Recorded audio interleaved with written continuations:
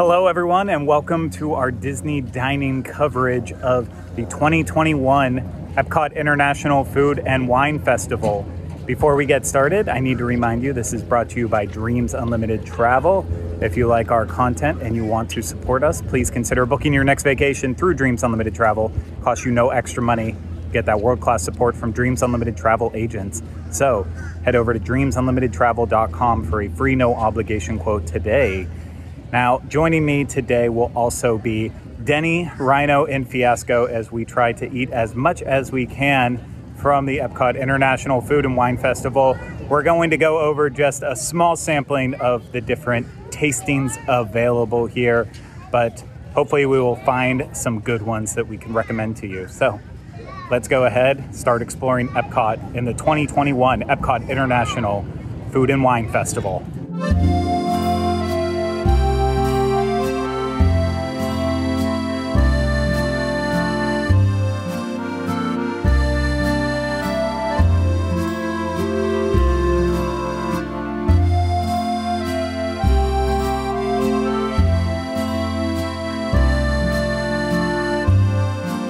Before we get to my first review, I just have to apologize for me not being very smart because I didn't bother to look up the pronunciation of the dish that I got from the Noodle exchange. So I'm going to say it incorrectly the entire time, but I did look it up after the fact, and it's the Char that I got, not what I said. I'm not going to repeat it now. You're going to hear it enough. Again, I apologize for being so embarrassing, but here we go. For my first dish of the day, I feel like I'm starting it off in a smart way. One of the new boosts this year for EPCOT International Food and Wine Festival is the Noodle exchange. And I like to try new stuff every year rather than just get the old classics and see if they hold up. But yeah, one part of the Noodle exchange, though, that is a problem for the summertime in particular is that they are serving hot soups. And today, it's going to be feels like 100 degrees outside. I don't know if I necessarily want to be eating hot soups in the hottest point of the day, but it's still early in the morning, so I figured why not try it. They do have items like traditional spicy Vietnamese beef pho that look delicious. I saw the shaved beef with that. It looked really good. Shrimp and coconut curry, rice and noodles, tofu pho. But I got the Char pork udon with enoki mushrooms, bok choy, and a soy pickled egg. And it is $5.50. It is filled with noodles, you know, just enough broth to cover everything up. You have that thinly sliced pork, that beautiful egg on top, definitely pickled. I can see the coloration on it. And yeah, then looks like the bok choy. I mean, I would have thought it was iceberg lettuce if it didn't say bok choy on the menu, but it all looks very good. But let's see how it's stacking up in the taste department, because that's what matters. And I forgot to grab a fork, so I'm just going to eat it with the spoon for right now and see if I can try not to make too much of a mess of it. So I'm going to take a couple bites here and then I'll report back. I am so impressed by the Char pork udon. It is fantastic. You know, you can't really go wrong with like a pork noodle soup, but the broth is just so flavorful. It's not overly salty at all. It also doesn't taste like they went with just a plain chicken broth or vegetable broth for it. It actually just, it has a nice bursting flavor to it. And then the pork adds extra saltiness. And yeah, I really have nothing to complain about with this. And for $5.50, a nice, decent portion of soup here with it. My only complaint is the egg itself. When I'm eating noodle dishes, ramen dishes, I like my egg to be more of a soft boil, and this is completely hard. So it is weird, like I'm eating a hard-boiled egg in this soup, but I'm not gonna knock it for everything else being so spectacular with this. So I highly recommend my first dish here, the Char pork udon. Hi guys, Denny here at the American Adventure. I'm so excited to be here on the first day of the festival and to get to try a few things and tell you guys all about it. I'm also really excited to be able to stop by one of the new snack locations, food locations, global marketplaces here at the festival this year, the Rotunda Bistro. The Rotunda Bistro can be found inside of the American Adventure Pavilion, inside of the, oddly enough, Rotunda. And they've put a bunch of the bar height two-top tables inside of the Rotunda so that guests can come on in and enjoy their food inside in the air conditioning and in the shade. It's a win-win. I am outside. It is a lovely, bright, sunny day, and so I have chosen, out of all the things here at this year's festival at the Rotunda Bistro, I have chosen the wild mushroom tart. Let me get the exact specifics. Here we go. Wild mushroom and truffle tart. It is with Gruyere and a creme fraiche. So I'm excited about it. I love the flaky layers of puff pastry that we've got going on here. I've gotten the chance to use puff pastry in several of the Saturday snacks, making some Disney snacks, and it's not always the easiest thing to work with, so they already get bonus points because it is beautifully golden brown and flaky. You can see all of our mushrooms in there, and the creme fraiche that's been drizzled on top. And fun fact, I love Gruyere. Smoked Gruyere is one of my favorite cheeses. So anything that's got a little Gruyere in it, I want to try. Let's see how it tastes. I'm gonna take the middle bite because if we're gonna do it, why not go for it? All right, here we go. All right, puff pastry. Let's get a little bit of everything. So there's our flaky puff pastry, all of our fantastic truffles. Let's eat it. So the wild mushroom and truffle tart is $5. If you are, it's not a ginormous snack. So if you're really watching your Disney snack dollars here at the festival, you may want to weigh that into it. That being said, it is really nice, and I don't know that it's going to be too filling, but it sure is. For those who are like, you know, sweets are not my thing, this savory treat is really nice. Light and flaky layers of pastry. I love that. And the nice, rich cheese flavor with the truffles is just really nice. So $5 here at the Rotunda Bistro. I'm gonna gobble the rest of this down and head to my next snack. Hey everybody, Fiasco here. So yeah, we're at the Food and Wine Festival. And when I was looking over the menus before coming here, the number one thing that caught my eye was the new Brew-wing booth that's over by the EPCOT experience. This is gonna be all different flavored chicken wings. You got garlic parmesan, you got barbecue, you got sesame teriyaki, buffalo, and mango habanero. So I personally tried the sesame teriyaki and the traditional buffalo. All of the wings, no matter what you get, is $7.50 each. That comes with 5 wings for $7.50, 3 pieces of celery, and a little packet of ranch, which I didn't even bother with the ranch. It's Ken's, just packet of ranch. So that's there for you if you want it. But of course, these are wings. It was messy. It was very messy. And I had to actually, between eating it and filming this, had to go clean up real quick because I didn't want to get my electronics all, you know, saucy. But with that being said, these were delicious. Both the sauces were fantastic. We had a little bit of sweet, we had a little bit of spicy with the sesame teriyaki. It was just the perfect amount of sweet and a nice tang to it. As far as the quality of the chicken wing itself, it would be just what you'd expect from Disney quick service. And I'm not talking like the cruddy chicken, but like the good stuff, like a Banana Cabana that you'd get at Geyser Point. Those wings there, just that quality. The sauce was not as, you know, crazy inventive as some of the stuff that you'd get around Walt Disney World. Like I figure like the apple glazed sauce that you could get at Polite Pig. I wouldn't put it at that level, but it was still really, really good. And, you know, 5 wings for $7 or $7.50 rather. That didn't shock me at all. I thought that was fine. So I paid, you know, $15 for the bundle of 2 there. And I feel pretty good. I could still eat, and I'm going to still eat. We got more to eat today, but I feel like that would be a nice light lunch. And then obviously you got an array of different flavors. They got the spicy scale there saying, you know, mild, medium, hot. I would definitely agree with them that their buffalo on a spicy scale is like a medium buffalo spice. It was spicy, but not, you know, not call the medic hot. It was a good level, definitely a good level, but definitely something to consider if maybe you're more sensitive on the spicy side. It is about average. And for some people, I know average is like, oh, you got to call the medic hot. But I like spicy stuff. Both of these were good. I'm definitely going to get them again.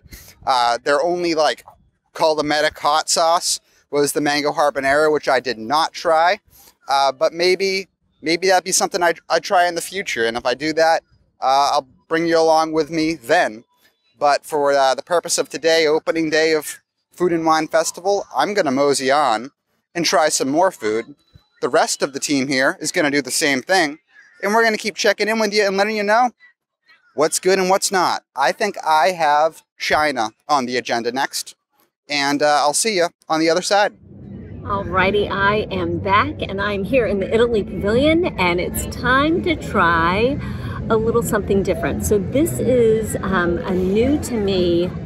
It's not labeled as being new this year, but it's a new to me treat. You see, years ago, the Global Kitchen here in the Italy Pavilion had the most lovely ravioli. And we're talking 2013, 2014, so it was a while ago. And it was, like, no joke, legit melt in your mouth. Fantastic. It came in a square plastic container and the ravioli filled the entire thing. And it was maybe 4 by 4. And it just felt like something substantial. It was really nice, and I felt like I always got my money's worth. So I decided to stop back by because there's ravioli again on the menu. This is the mezzalune croccante, crispy half-moon breaded mozzarella filled, that's a mouthful, forgive me, ravioli with pomodoro sauce. So these are nice and hot, of course, on a 90-degree day. Maybe you don't need something that's piping hot. Maybe. But here I am nonetheless. You get for $12, let me just say this right up front. This dish is $12. The other two dishes at the Italy Global Marketplace are $11 and $13. So if you're coming to Italy, you're spending a little bit more than you might on average at other global marketplaces, and you're gonna wait longer for some reason, and maybe it's just that the food is that good. There's always a long line at the Italy booth, and normally I look at it and I look at the line and say, no, I can't bear to stand in that line and to wait that long. But today I did it, and I'm hoping that my patience reaps rewards. We'll see. I'm gonna chomp into this snack, the mezzalune croccante, and we'll give it a whirl. I'm gonna get some of the pomodoro sauce. Here we go. You might be thinking, oh, this is a mozzarella cheese stick. This is a fancy mozzarella cheese stick. And it actually isn't. And here's why. In a mozzarella cheese stick, you get more cheese than you do in the mezzalune croccante. And I hate to have to say that, but I have to be honest with you. It's hollow. Granted, this is my first one. I'm going to chomp in to more of them and see if we have more cheese. But to bite into this half-moon pocket that's supposed to be filled with mozzarella and have it not be filled with mozzarella is really disappointing, especially when you paid $12 for the mezzalune. Fairly hollow. Little bit of cheese in the back there. I'm gonna bite another one. We'll see what I find. Okay, so this is my second mezzalune croccante that I've chomped into, and it's got a little bit more cheese in it than the first one does, but still fairly hollow. And I know that's gonna happen in the baking process. I understand that air is gonna get trapped in there and thus create a bit of a pillow pocket. So I get that. However, for $12, I want that mozzarella. I want as much mozzarella as you can give me, especially when these guys are over $2 a piece, because you've got 5 of them total. It is nice because you can stand here and eat in the Italy Pavilion and from time to time be serenaded by the Voices of Liberty. Doesn't get much better than that. Mariachi Cobre was playing earlier. Doesn't get much better than that. However, these could get better than they currently are, and I'm really hoping that they do, because if you're going to sell something at an elevated price, and I know, I mean, it's beautifully constructed, right? These little guys are so cute on the outside, beautifully breaded, golden brown. I love the scalloped edges of the half moon shape. The pomodoro sauce, it's nothing spectacular. It's nice. It's it adds a little bit of a brightness and acidity, but not something that I would come specifically back for. So I'm going to continue eating. This is my third Mezzaluna Croccante. Still very, very hollow. Man, all right. So you win some, you lose some, right? This is an EPCOT festival. We're going to have our favorites, and we're going to have the things that we go, okay, that is one and done. That's what that one is. But I am holding out a whole lot of hope for the rest of the festival. My first stop at the festival was Japan, and I got the spicy Hako sushi, $6.50. It is spicy tuna and salmon served in box style with red tempura crunch and volcano sauce. It looks delicious. I am super excited for this. I just love... I know it's just like really just 2 pieces of sushi, but it's cute. It's all about presentation and taste too, I guess. So we're gonna find out what it tastes like. Almost dropped it. Almost dropped it. Honestly, it's pretty good. Excuse me. The rice is cooked really, really well. I was a little concerned because, you know, like, grab and go sushi can really go in either way, but the rice is really well cooked. And the fish is really nice on top, and that, like, the, hold on, let me just make sure I'm saying it correctly. Oh, the volcano sauce. I almost called it sriracha. That's why I was like, I know that's not the right word, but the volcano sauce on top is like giving it a nice little, just the slightest bit of kick, a little bit of heat here, which if you've ever had a volcano roll sushi, you know can do that. But sometimes I've gone places where it's really just the look and there's not really any spice to it. So I'm happy to say that there is just the slightest bit of spice to this. I don't think you should be intimidated by it, but honestly, it's pretty good. I feel like it was pretty decently sized squares for the price. Sushi's not cheap. So $6.50 for 2 of these. I'm not disappointed I got it. I don't know that I'd get it again because, you know, I live here in Orlando and there's plenty of great places to get sushi around here. This is really good. I am going to recommend it.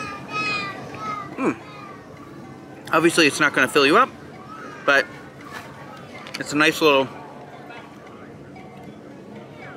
sampler on your journey around the world. So, all right, next booth. All right, so for my next booth, I hit up China. Basically everything on this menu looked appealing to me, but I ultimately at the last minute made my decision to get the crispy pepper shrimp. And again, that was $7.50, the same price as my wings. When I looked at the menu and I looked at the picture on the menu, I was like, oh, this is a decent sized piece of shrimp. So there's 2 shrimp and they look decent size on the menu. It came out and they were little baby shrimp, really tiny baby shrimp. So I'm thinking right off the bat, for $7.50, the same price I just paid for 5 wings, this shrimp better blow my mind in flavor if it's gonna be $7.50 for just 2 little pieces. And it really didn't.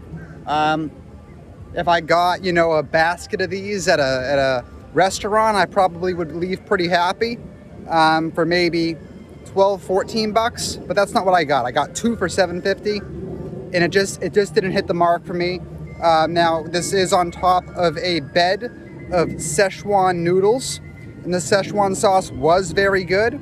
The noodles, however, had a inconsistency in their texture. Parts of it would be soft and parts of it would have like that burnt end texture, which probably doesn't bother a lot of people, but for me, I don't really like the burnt end noodle texture. It just seems to me like it was recooked or something like that, to get that inconsistency with it feeling a little burnt and hard. The flavor was great, but under no circumstances do I think this dish is worth $7.50. I've had multiple different shrimp dishes here at the EPCOT festivals. Just to name one off the top of my head, that Caribbean one, the Taste of the Caribbean one, with the mango salsa on it at Flower and Garden just last festival, and that was like a repeat item that they've had over and over again. That was killer. That was so good. At about the same price, you get 2 full skewers of the same size shrimp, also over a bed of jasmine rice. So you're getting like what, 6 shrimp with the mango salsa and the jasmine rice just one festival ago. And now at this festival in the China booth, we're getting just 2 little shrimp over the noodle bed. Flavor was fine, flavor was good. I'm not saying that. It was definitely, I'd say, a middle of the pack as far as how good the actual food was. Just for that price, cannot justify it. You know, the chicken dumplings here at the China cart are $5. You know, maybe if this item was $5, $5.50, I'd leave a little bit more satisfied. But yeah, just little too steep when you're comparing it to everything else that you can get here at EPCOT. The next dish I'm trying is from another one of the new booths here at the EPCOT International Food and Wine Festival. This one, though, is the Swanky Saucy Swine. Try saying that 9 times fast. And this is all full of pork stuff. I think Denny's getting something else from here. Maybe, maybe not. I know it was on her list of potentially hitting, but what I wanted from here was the crispy pig ear salad with fire-roasted tomatillo sauce, pickled red onions, queso fresco, roasted corn salsa, and avocado cream. And this dish costs $5.25. And I don't know what I'm getting in for here. The pickled red onions look just popping, along with the avocado cream on here. It's adding all that color, and you know, of course, corn adds it too, but the tomatillo sauce is like just so muddy green at the bottom that it did not look too appealing at first when this was handed to me. But you know, it's not just about how it looks, it is about how it tastes. So let's go in for a bite. This dish is just okay. There are some aspects I like about it a lot, like the pickled red onions. Those are popping, and I'm here for it. And the crispy pig ears, the pork that's actually on the dish, just like almost like little really thin pieces of bacon that are overly fried. I'll try to show it off there. That's kind of what, you know, for if you're listening, it's just really thin pieces of bacon that are overly fried and crispy. And as you can see visually, you know, it doesn't look like the most appealing thing in the world. But they're nice. They add the crunch to the dish and have that texture change, but also, you know, it does balance everything out with that pork flavor. But I don't know, something about it just being like a corn salad, it's not blowing me away by any means. I'm glad I tried it, but I would not get this again. I'd be more apt to trying some of the other items here. Like at the booth, they have crispy barbecue pork rinds with pimento cheese. I love pimento cheese, but I'm not a huge fan of pork rinds. The roasted porchetta here looks fantastic, as does the soy glazed sticky ribs. So I think I might have just made the poorest choice on the menu of all the options you have, but I'm still glad I tried it once, but not again. I'm back and I'm here to try the first food item for me from a brand new global marketplace here this year for 2021. It is called the Swanky Saucy Swine. I would personally love a t-shirt with that emblazoned on it. I think that would be like the cutest thing. I am trying what has turned out to be the most popular item at that booth today, as per the cast member manager that I spoke with. It is the barbecued pork rinds with pimento cheese. That's the title, that's the description, that's all we've got here. But here's what I know. Here's what I know. I love pork rinds. My dad and mom both are from the South, and so I grew up eating pork rinds on trips through Georgia between the Mid-Atlantic and all of our extended family here in the South. So pork rinds, yum. I don't think I've ever had barbecue pork rinds. And how cute are these pork rinds in this little paper bag? Look how cute. How cute is that? Love it. My mom, one of her favorite things to eat on a summer afternoon is a pimento cheese sandwich. I never got in on the pimento cheese game. I don't know. I don't know why. I just kind of looked at it and went, yeah, no thank you. I'd rather have a PB&J. So here's our pimento cheese. This is about as big as the size of the palm of my hand. So that's a large serving of pimento cheese, and I'm assuming that we are supposed to dunk our pork rinds into our pimento cheese. I have cleaned my hands, and that espresso that I've had is starting to kick in, so it's fantastic. All right, so we're gonna give this a whirl here and try one. Look at all that. That's some barbecue spice hanging out on that pork rind. And we're gonna dunk it right on in. We've got chives on top.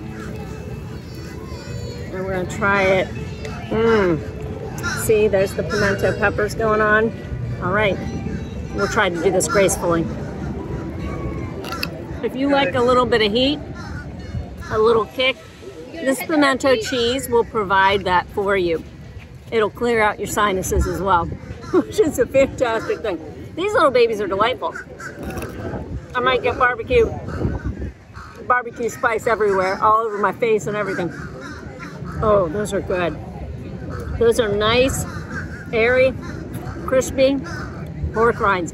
Not spicy, not the pork rinds themselves, even though I don't even really taste a barbecue flavor. Maybe I need to, I mean, I will continue eating them because I love pork rinds, but they're not overly barbecue-y. That pimento cheese, on the other hand, that's got some heat to it. Let's try another bite here. Creamy, some crunch with the peppers in it. We've got chives. We've got like crumbles from the pork rinds on top.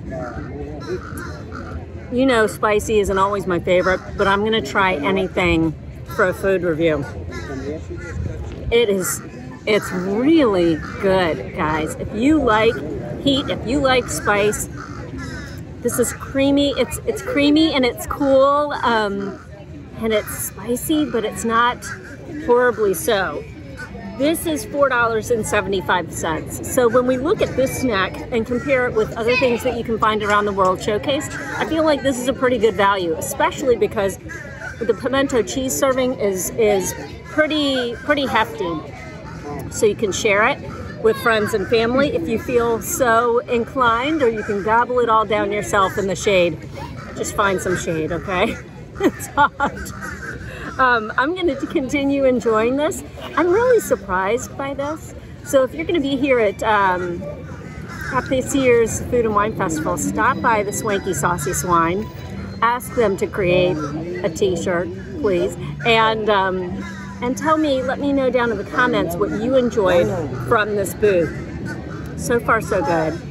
I love pork rinds. What's not to love? Next up for me is the Tangierine Cafe, which is, there's a plant-based option, which was one of my favorite quick service locations when it was open. So it's not actually a booth, it is in the old quick service location. So sort of a similar menu, but a little more pared down. So I got the fried falafel pita with tahini sauce, which is listed as being plant-based. That is $5.25. I can tell you right now, I haven't even started, and it looks like it's probably already going to be worth it because it's got two big falafels in here. I forgot to get napkins. Thank God I got these hand sanitizing wipes. So, gotta shove this one down, push it into the... This is a weird collection. This falafel is good. It is flavorful. It is crispy. I love this tahini sauce on it. I haven't even gotten to the rest of the stuff in the pita, which looks like there's some onions and cucumber and some lettuce. Yeah, this is really good. Once you get all the mix-ins together, it just has a wonderful texture with some great flavors. I 100% think this is worth it. For these two big pieces of falafel with the pita and the stuff in it for $5.25, yeah, I would definitely grab this again on the way. The only problem is this location wasn't super quick. The line was inside and it took probably about, I don't know, after you order the, it's just the way it's designed, because like the register is down in the corner, like where the snacks, where the desserts used to be, and then you like go along the counter. But it took a while, like it was a very slow process. So if you see a really, really long line, you might want to like go and come back. But there were some other interesting options in there that I definitely am going to come back and try, because there was like a pistachio cake, and then there was also a cinnamon nutmeg cider. And if that cinnamon nutmeg, that's going to remind me of Christmas, anything that makes me feel a little bit cooler, I'll be happy about. You'll also be delighted to know there's seating inside, so a little bit of air conditioning in there if you need it. And they still have the, they still have the outdoor seats over there, so there's some seating over here, so pretty good. Overall, I'm going to recommend this one. All right. So, next up, I went into Canada to hit up the Appleseed Orchard. They have lots of apple-themed treats and drinks here. For me, I specifically opted to get both the non-alcoholic options. For $3.75, that's the non-alcoholic apple cider. And then for $4.50, the frozen apple pie. You can see that I've tried both of these so far, and oh my goodness, they are so good. My favorite being the frozen apple pie. It's such a hot day out today, and this is just such a refreshing, delicious, warm slushie with the I got B-roll of it, but the like the apple pie crumbles on top, and it looks like we'll find out what's down there at the bottom after I drink the rest of it. But this is so incredibly delicious. It looks like, yeah, like apple pie actual slices down there. I'll have no problem drinking the rest of this real quick and showing you the bottom.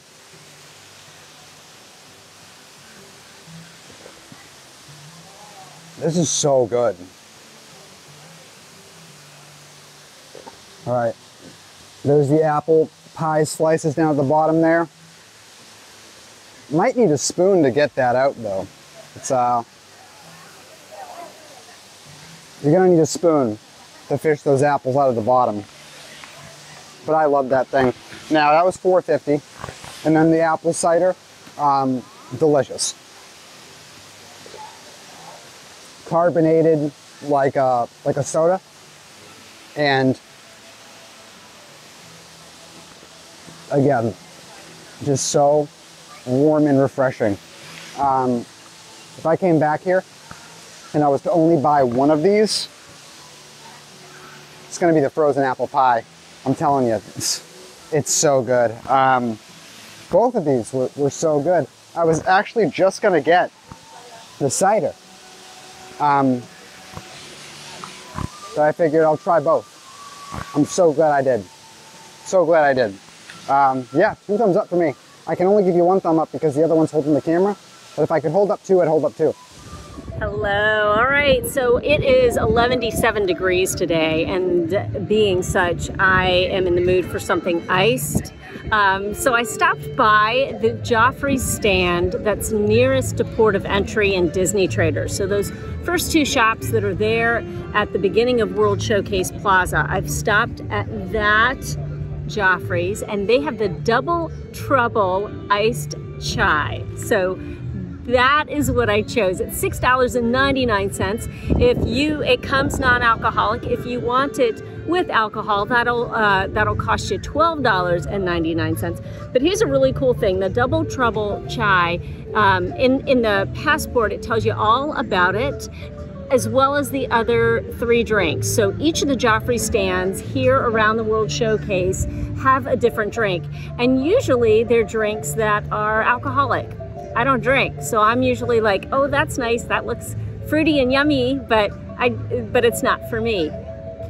We have 4 non-alcoholic versions, and I know we've seen them before. We've seen some of the non-alcoholic versions before, but it is just fantastic to have these 4 fun drinks. So the Double Trouble Chai is chai, iced chai, with a freshly pulled shot of espresso, thus Double Trouble, with whipped cream on top, cinnamon, and a pirouette. So if you want a little snack, you've got that for later. So let's give it a try. That is so good. That first sip was a big one, and I think I could down the whole thing right now. All right, so you know the spiciness that comes with chai? I mean, that's what it's a chai tea, but it has a really nice spice to it. It almost reminds me of fall whenever I drink chai. But sometimes it can be a little bit too spicy. This is not. This is good. That espresso, the shot of espresso that's in there, just really kind of tones down any of the overpowering elements that you would have with the chai spice. It's not at all too spiced. It's got a nice level of just that warm spice, and then it's that lovely espresso finish, which is just delightful. And anything that has whipped cream on it is good. I'm gonna have some more. Okay, so if you like chai tea, if you like coffee, espresso, this is gonna be a great little iced drink, something to keep in mind. And I have gotten into the habit over the past year of keeping a water bottle with me at all times. And so I've got that in my backpack, but it is in no way cold right now because it is so hot. But to be fair, it didn't really start off cold to begin with. But if you're looking for something that's nice and cool, you will find options at the global marketplaces, but you'll also find them at the Joffrey stands. And I'm really glad that I went ahead and tried this one. Keep in mind, if you're an annual pass holder, if you're a cast member, you get discounts at Joffrey's coffee stands. That's hard to say, right? Joffrey's coffee.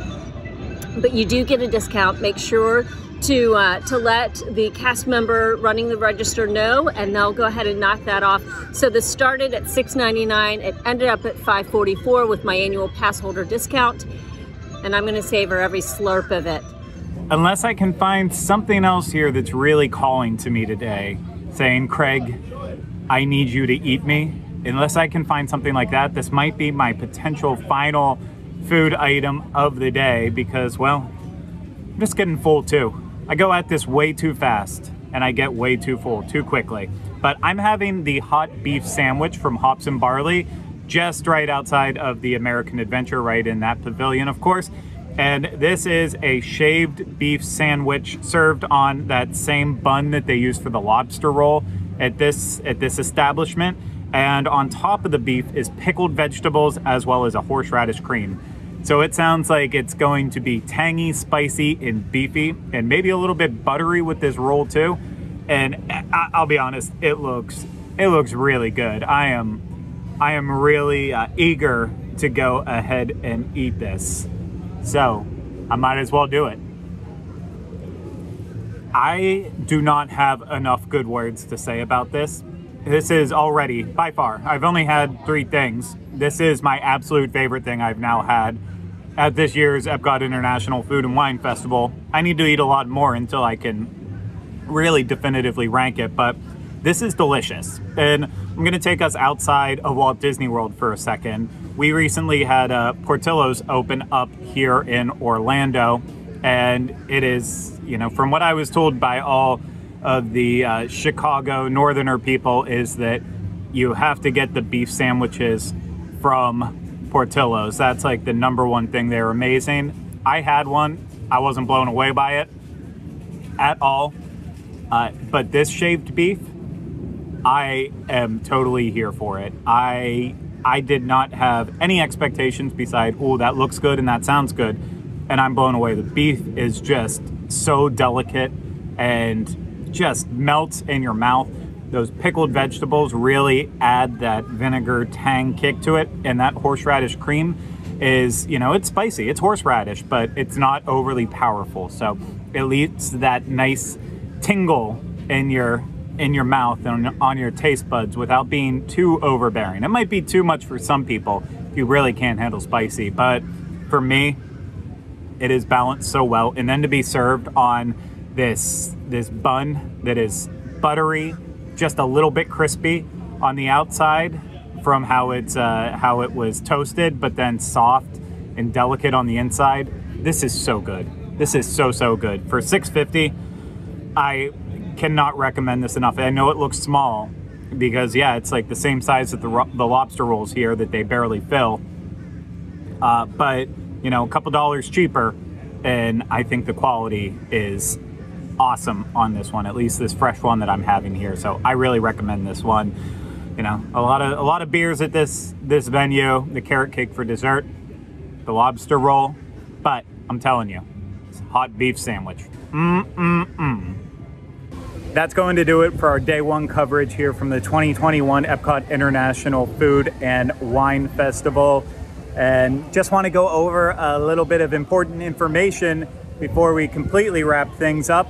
The festival started today on July 15th, and it is running through November 20th, 2021. So you have a lot of time to come out and experience the festival, get a lot to eat and a lot to drink.